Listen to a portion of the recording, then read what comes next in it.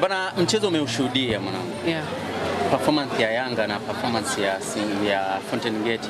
Nini ambacho umekiona katika mchezo huu? Yeah, nafikiri tukirudi kwenye kile ambacho Pedro Gonçalves alikizungumza kwenye mchezo wa jana, kwa maana kwenye press kabla ya mchezo alizungumza kwamba moja kati ya kitu ambacho amekinoti ni namna ambavyo timu za Tanzania zinacheza. Ni waumini sana wa mfumo wa low block, kwa maana muda mwingi watazuia and then wakushambulia kupitia mipira ya counter attack. Lakini kwenye mchezo wa leo nafikiri imekuwa tofauti kidogo. Kocha wa Fountain Gate ni kama alikuwa anamsikiliza and then mchezo wa leo akaja tofauti. Kitu ambacho nimekipenda ni kwamba mbali na kuwa walikuwa wanajua kwamba Young Africans ni bora, walikuwa wanajua kabisa ina wachezaji bora sana kwa maana ya mchezaji mmoja mmoja, lakini hawakutaka kukaa nyuma. Fountain Gate muda mwingi walitaka kupishana na Young Africans huku wakiwa na possess, na ndio maana ndio kitu pekee nafikiri ambacho kimewasaidia, kwa sababu wangeweza kuzuia ama wa pili kwenye matukio, kuna namna ambavyo wangeweza kumkaribisha Young Africans kuliko ambavyo walianza kwenye mchezo wa leo. Kwa hiyo kwa leo mbinu ilikuwa ni nzuri sana, muda mwingi kutaka kuchezea mpira pale ambapo Young Africans anaumiliki. Unaona walikuwa na jumuika kwa pamoja kwenda kusafa na kuupata and then wanaanza kupossess. Kitu ambacho wanakikosa ni kwenye eneo la mwisho, namna ambavyo wanaweza akaa na athari kwa timu pinzani, lakini kwa maana ya namna ambavyo wanaianza safari yao wakiwa wanalitazama lango la timu pinzani ni kitu ambacho walifanikiwa kwenye mchezo wa leo. Nafikiri hapa ndo unakuja kuangalia ubora sasa wa mchezaji mmoja mmoja, nini ambacho unaweza ukakipata ukiwa na quality ya mchezaji mmoja mmoja. Mechi imekwenda kuamuriwa na ubora wa mchezaji mmoja mmoja wa Young Africans, lakini kimbinu ni kama makocha ambao walikuwa wanafanana kwenye falsafa ambao walikuwa wanaitumia, kulingana pia na machaguo ambayo Pedro Gonçalves alichagua kwenda nayo kwenye mchezo wa leo. Mmoja kati ya kitu ambacho nafikiri kinawakosesha Young Africans imani ni kumkosa Pacome Zouzoua and then ukamkosa Dickson Job pamoja na Diarra. Yaani tafsiri ya kawaida ni kwamba Yanga inajengwa nao wachezaji. Kama wanakosekana, athari inaweza ikawa ni kubwa sana kama unakutana na mpinzani ambaye yuko bora kwenye maeneo yote ya uwanja. Moja kati ya kitu ambacho Fountain Gate wameshindwa kukitumia kama faida ni baada ya kocha kuanza hivyo. Kwenye mchezo wa leo unaona baada ya kukosekana Mohamed Hussein pia na Pacome Zouzoua, Diarra, japokuwa Musheli alifanya wao sana kwenye mchezo wa leo, lakini ulikuwa unaona Yanga sio ile ambayo imecheza mechi mbili za ligi ya mabingwa barani Afrika. Kwa hiyo najaribu kuvuta taswira Young Africans inawakosa wachezaji watatu mbeleni, aidha kwa kadi ama kwa majeraha, basi inawezekana ikaa kwenye wakati mgumu sana. Lakini changamoto nyingine unaona wachezaji ambao wamesajiliwa na wanaopewa nafasi ya kucheza ni kama wanashindwa kumuofa mwalimu kile ambacho anakihitaji. Rudi kwa mchezaji kama Celestian Ekua, mtazame akiwa ASEC Mimosa and then mtazame hivi sasa akiwa kwenye kikosi cha Young Africans, unaona kabisa ni kama ana struggle kuweza kuonyesha kile ambacho kiliwafanya Young Africans wakamsajili na akaona ni chaguo sahihi kuja kucheza kwenye ile eneo. Changamoto ambayo anaipata mwalimu, unaona pengo la Clement Mzize ni kama linaonekana, kwa sababu inafika wakati kocha anaamua kumtumia beki kama winga. Maana yake hapo kuna kitu ambacho anakikosa kutoka kwa winga ambaye amepewa hayo majukumu.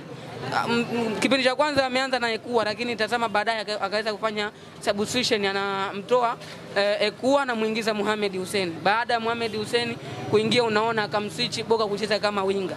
Maana yake alikuwa anakosa kile kitu bora ambacho alikuwa anakitarajia kutoka kwa Ekua. Lakini rudi kwa Dumbia pia ni kama bado kuna changamoto ambayo anaipitia. Tafsiri ya kile ambacho nakizungumza, ukimkosa Pacome pamoja na wachezaji ambao nimewataja, unaona hata kwenye mchezo wa leo baada ya Dumbia kupewa nafasi ya kwanza ni kama Young Africans ilikuwa inapitika sana kirahisi katikati.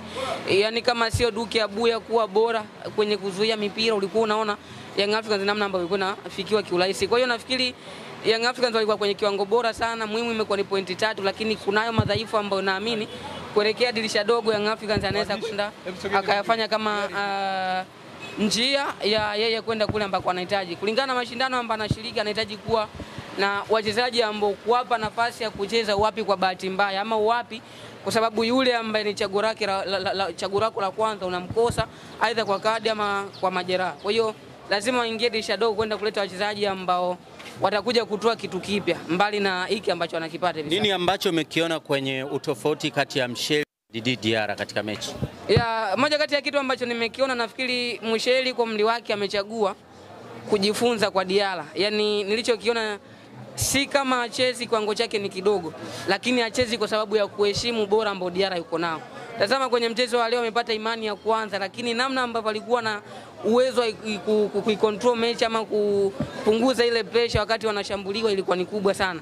Uimara wake kwenye kudaka, kuna baadhi ya moment ulikuwa unaona goalkeeper yote, yani kama wewe ni goalkeeper bora, hakikisha unapofunga safari ya kutoka basi toka kweli kweli, na unapotoka ukafanya kile ambacho ulikuwa unakikusudia, ambacho kimekufanya ukatoka, na ndicho ambacho amekifanya. Kuna nyakati ametoka akaenda kupiga mpira ukaenda nje, lakini ukawa umezuiliwa, bado uko ndani ya uwanja, and then bado akaendelea kuonyesha kwamba ana uhitaji wa kwenda kufanya yale makosa ambayo tayari alishafanyika na mabeki wake. Kwa hiyo nafikiri ni kijana ambaye anakuwa kwenye element za Diarra, yani namuona kabisa kama ataendelea kujifunza na si kudharau kile ambacho Diarra anacho, basi inawezekana akaja kuwa goalkeeper bora sana huko mbeleni, kwa sababu kuna baadhi ya vitu ambavyo anavyo magolikipa wengine wanadakia timu kubwa na vikosa. Kwa hiyo kwa umri wake, bila shaka kwa kile ambacho amekiofa na namna ambavyo anaendelea kuimarika kila siku, namuona kabisa akija kuisaidia Young Africans kwenye kipindi kadhaa mbele. Duke Abuya amechukua man of the match.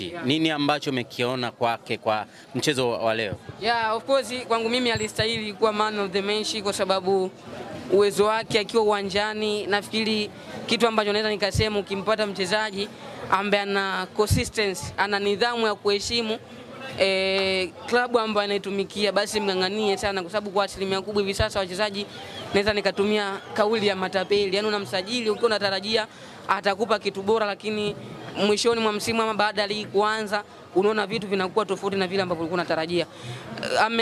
Assist kwenye mchezo wa leo, mbali na kuassist ulikuwa unaona uwezo wake wa kuweza kuiunganisha timu kwenye eneo la katikati. Ana akili kubwa sana. Nafikiri kwa asilimia kubwa ni kama anataka kujaribu kulifuta lile pengo la Aucho kipindi kile. Kuna namna ambavyo anataka kuaminisha Young Africans bila Aucho bado Young Africans inaweza ikaa kwenye muonekano, na anaonyesha kitu bora kwenye kila mchezo. Kwa hiyo mimi nafikiri kwa kocha yoyote kitu ambacho anakiomba ni kuendelea kumpata huyo mchezaji, kwa sababu kama anapata majeraha inawezekana ukao kwenye wakati mgumu sana kupata kile unachokihitaji. Lakini kitu kingine, kuomba kuwa na consistency ya kile ambacho yuko nacho. Nafikiri kwa mchezo wa leo alikuwa anacheza na Dumbia, lakini hakuwa anacheza na Mudathir Yahya, mchezaji ambaye amecheza wote msimu uliopita, lakini bado alikuwa kwenye kiwango bora. Kwa hiyo nafikiri utampongeza kwa hizo jitihada ambazo amekuwa nazo na ubora ambao amekuwa akionyesha, lakini unahitaji zaidi kuona anakuwa na consistency. Shukrani. Asante.